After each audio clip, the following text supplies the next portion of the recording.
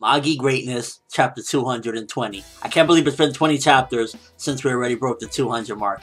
Beast stuff right there. Now, with this particular chapter, tell me you didn't get that Sinbad vibe from Solomon when he was giving that speech. I honestly felt like I was looking at Sinbad almost. And again, there could be some connection, there couldn't, whatever the case may be. There is definitely some similarities, some strong similarities between the personality of Solomon and Sinbad. Because when he was giving that speech about uniting the world and everything, I just truly felt like it was Sinbad giving that speech. And with him kind of rounding up the world and everything and kind of doing all these amazing things that he did with this chapter, it definitely felt very similar, and it kind of reminded me now that I watched the latest Kingdom of Magic episode 25, when somebody said, you know what, you never, I believe it was Mogammed, he said, don't give anyone all this power, don't ever submit to anyone's power regardless of how strong they are, because even they can make a mistake. And the world is looking at him like, yo, this is the perfect leader for us. But the thing about it is that he ultimately does make a mistake. And even regardless of how much of an amazing person Solomon is and will become and all the great things he will do, he did make a mistake, and that was trusting whoever Gyokwen is to be one of his loyal Magi and starts the whole war and everything. So it was just very interesting seeing everyone rally behind him, and as amazing as he is, he will ultimately make a mistake. And it kind of goes back to what Mogammed said, that there should never be truly one ruler. There's, you know, I guess spread the power around or whatnot, because that really just stood out with this chapter where he was kind of like rallying everyone. But it was also an incredible speech, and some of the progression we got and character development in this chapter was very noteworthy. For starters, Solomon, he united the world by basically saying, you know what, we're going to put everyone on equal grounds. And I think that that was the perfect thing to do, because prior to this, okay, remember, when it started all out, it was like Attack on Titan, where the beasts were slaughtering the humans. Now humans had the magic, when Eli came down and gave them the magic, and it kind of gave them the upper hand. They were the ones pretty much slaughtering the beasts and whatnot, and the other tribes.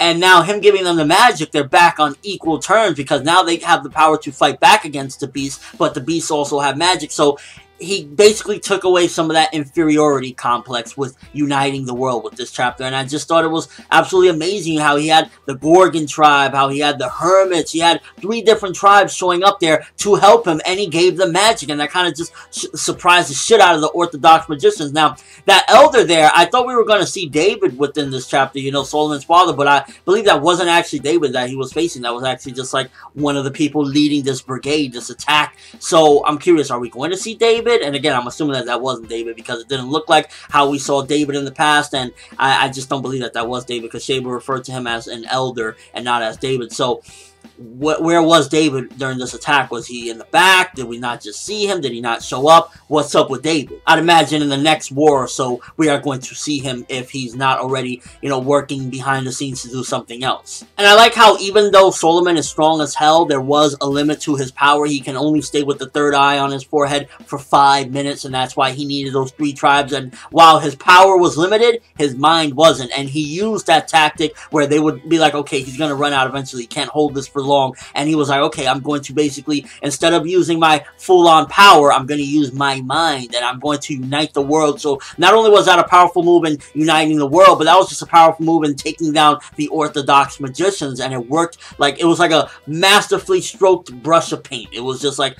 perfectly done. And it's interesting because this chapter also reveals that Amon, like, I thought all of these people were originally humans that assimilated further, but Amon is actually from the Hermit tribe, so he's not actually technically a human. He was just this giant looking hermit thing. And likewise with Agadas and the other one, I forget their names, you know, kind of hard to remember whatnot, but some of these people that rode with Solomon weren't actually even humans that assimilated. They were just other tribes in general, and they ultimately became jinn in the main story. So I'm just like, whoa, I thought that they were human that transformed, but they are different altogether. So I guess that kind of adds to the variety of different tribes and different species and people once again trying to unite together. You'll have war and all this stuff over the most complex and stupidest things, but at the end of the day, the one thing that Solomon realizes is that we all love. We all have a good side to us somewhere in there. There's always love, and, you know, regardless of what, you'll be cruel as hell to people outside, but you will show love to your family indoors. And he used that as a perfect example of why we can all coexist, because at first the Manticore tribe, they were looking at him like, yo, we really were too different.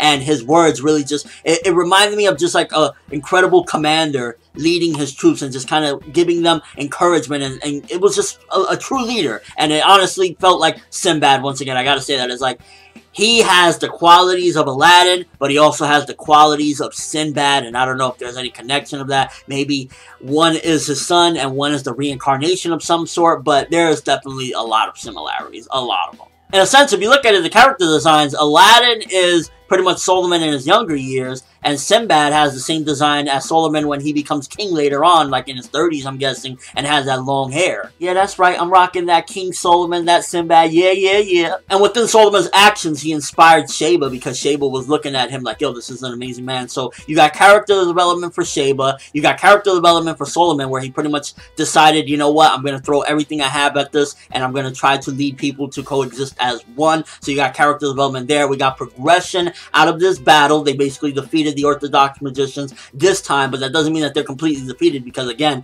we didn't get David. I didn't see David anywhere around there, so there's a possibility that he will strike again next time. And I was just shocked as hell when we find out that this chapter, Solomon is younger than 17, because at the end of it says, time flows. Next time you will see Solomon when he's 17 years old. I'm like, then how old is he? I honestly thought Solomon right now was like 17, 18, maybe even 19 years old. And it's like, if time flows, what was he, like 16, I'm guessing? Like, he has to be like somewhere between 14 and 16. If he's like 12 or 13, I'm going to be like, wow, he does not look 12 or 13. So at least it'll be like 14, 15 around there. And I guess maybe like a 2 or 3 year time skip. And then Sheba will get older. And I'm guessing that Sheba will probably indeed be the queen to Solomon, because it's starting to look that way. She admires him. She respects him. And it's just that the fact that, you know, obviously she's a lot younger right now, but as time continues to progress, she will become a young lady, and then possibly they will have some sort of relationship. And that kind of also shows that he's not that far off from Sheba, so it won't be like, oh, this is so fucking weird, she's like, you know, this age or whatever, because if he's not even 17 yet,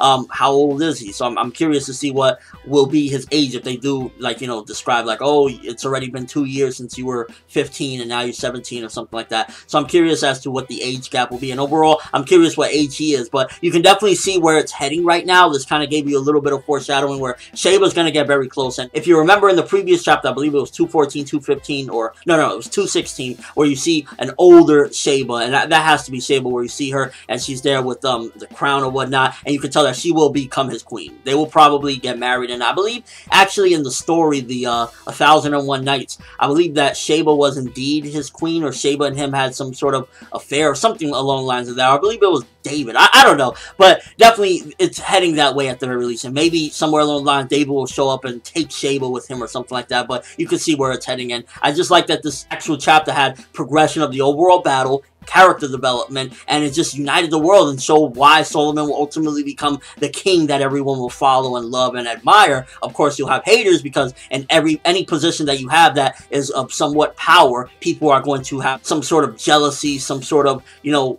malice towards you and want to bring you down. But ultimately, this chapter gave the exact representation of why Solomon was so great. He united the world. And overall with this chapter, very good stuff.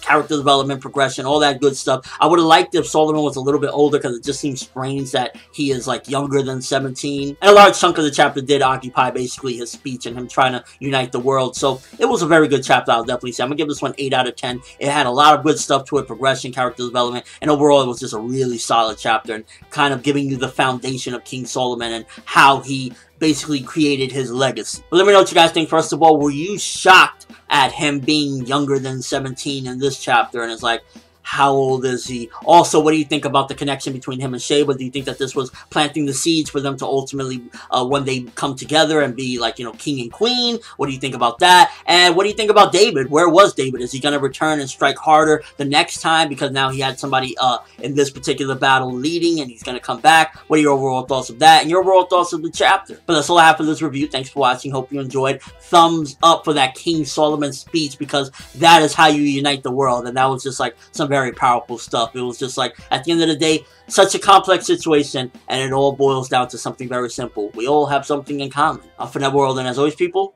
have an awesome day.